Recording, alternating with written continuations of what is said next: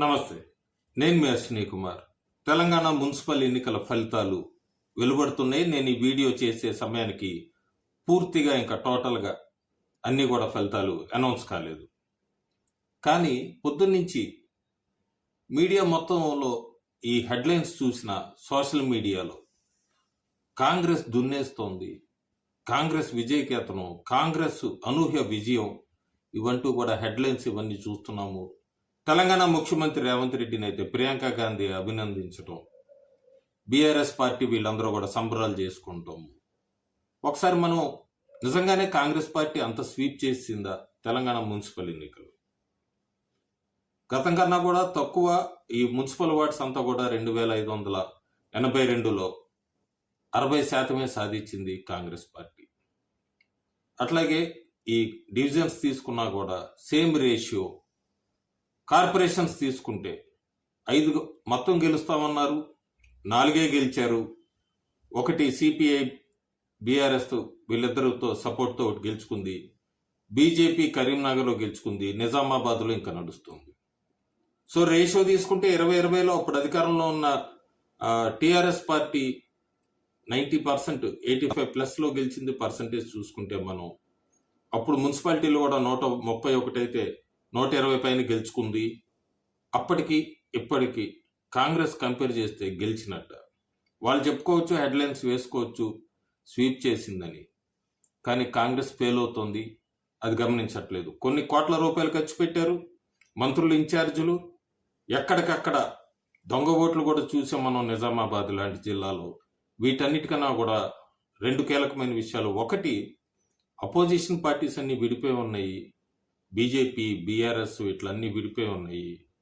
స్ట్రాంగ్గా కాంగ్రెస్ పార్టీ ఒకటి అయినా కూడా అన్ని స్థానాలు గెలుచుకోలేకపోయింది అన్నది తర్వాత నెమ్మదిగా ఒక్కొక్క మాట బయటకు వస్తుంది విశ్లేషకులు నోటి వెంబడ. బీజేపీ పోటీలో లేదన్నారు, బీజేపీ గెలవదు, తెలంగాణలో బీజేపీ లేదు, ఇదొకటి వినపడుతున్న మాట. చాలా విజయాలు సాధించింది బీజేపీ. గతం కన్నా కూడా నేను చెప్పినట్టుగా వార్డ్స్ తక్కువైనా కూడా నెంబర్ పెరిగింది. కొత్తగూడెం, వైరా లాంటి చోట వార్డ్స్లో గెలుచుకుంది, ఓపెన్ చేసింది, ఖాతా ఓపెన్ చేసింది. వీటన్నిటికన్నా నిజామాబాద్ లాంటి చోట ఒక పక్క డెమోగ్రఫికల్గా 30% మైనారిటీ ఓట్ బ్యాంక్, ముస్లిం ఓట్ బ్యాంక్ ఉన్న చోట అనైతిక పొత్తులతో వెళ్ళింది కాంగ్రెస్. సాక్షాత్తు పిసిసి చీఫ్ మహేష్ గౌడ్కి సంబంధించిన జిల్లా. అలాంటి చోట బీజేపీ ఆధిక్యతలో దూసుకుపోతోంది. ఇంకో పక్క కరీంనగర్లో కూడా కాంగ్రెస్, ఎంఐఎం విడిగా పోటీ చేశారు. ఆ తర్వాత గెలిచి మేయర్ కాంగ్రెస్కి, డిప్యూటీ మేయర్ ఏఐఎంఐఎంకి ఎట్లాంటి లోపల ప్లాన్లు కూడా వేశారు. అన్నిటినీ తిప్పికొట్టారు. కరీంనగర్ ప్రజలు బీజేపీకి గెలుపు విజయం సాధించారు. ఇక చెప్పాలంటే కేరళలో తిరువనంతపురం టు కరీంనగర్ అని చెప్పచ్చు మనం. మొదలైంది చేంజ్ అనేది. చాలా చాలా చాలా వినబడుతున్నాయి మనకి సోషల్ మీడియాలో. బీజేపీలో వాళ్ళని మార్చాలి, వీళ్ళని మార్చాలి, వీళ్ళు వేస్ట్, వాళ్ళు వేస్ట్ అని. ప్రస్తుతం గ్రూపిజం ఇవన్నీ పక్కకు పెట్టి మనం గమనిస్తే కొత్తగా తెలంగాణ బీజేపీ అధ్యక్షుడు వచ్చాక చాలా మార్పులు కింద లెవెల్లో వస్తున్నాయి. అవన్నీ కూడా టైం తీసుకుంటుంది. బీజేపీ ప్రెసిడెంట్ కింద రామచంద్రరావును అనౌన్స్ చేయడమే.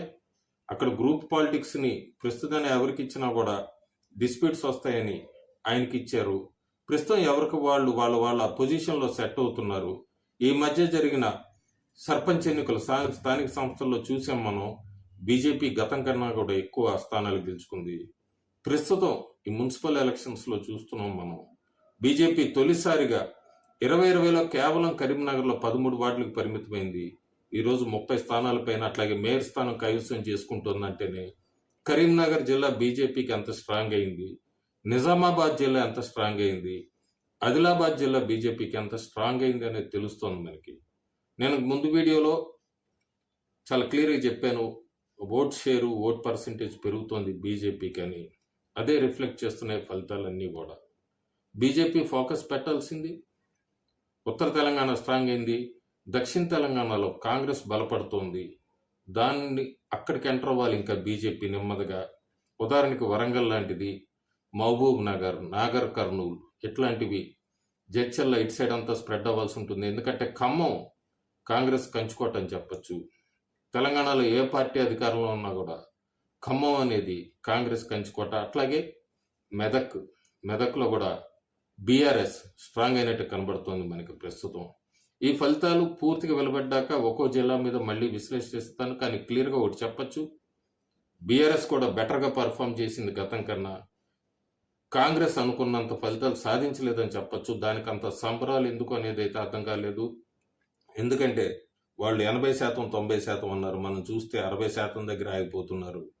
ఆ నెంబరు ఇన్ని ప్రతిపక్షాలు విడిపోయి ఉన్నప్పుడు వీళ్ళు మొత్తం దానికి అడ్వాంటేజు, అధికారంలో ఉన్నారు, డబ్బులు విపరీతంగా ఖర్చు పెట్టారు, అయినా కూడా ఆ నెంబర్ దగ్గర ఆగారంటే రేవంత్ రెడ్డికి ఖచ్చితంగా కాంగ్రెస్ ప్రభుత్వానికి తెలంగాణలో ఒక రెడ్ సిగ్నల్ అన్నది కూడా ఆలోచించాలి. కాయిన్లో రెండు వైపులా ఉంటాయి. ఒక కాయిన్ గెలిచారని వాళ్ళు ఆనందపడుతున్నా కూడా రెండో సైడ్ ఈ రిజల్ట్స్ అయితే మాత్రం వాళ్ళకి బీజేపీ స్లోగా ఈ స్థానిక సంస్థలు అట్లాగే మున్సిపల్ ఎలక్షన్స్లో ఉత్తర తెలంగాణలో స్ట్రాంగ్ అయింది.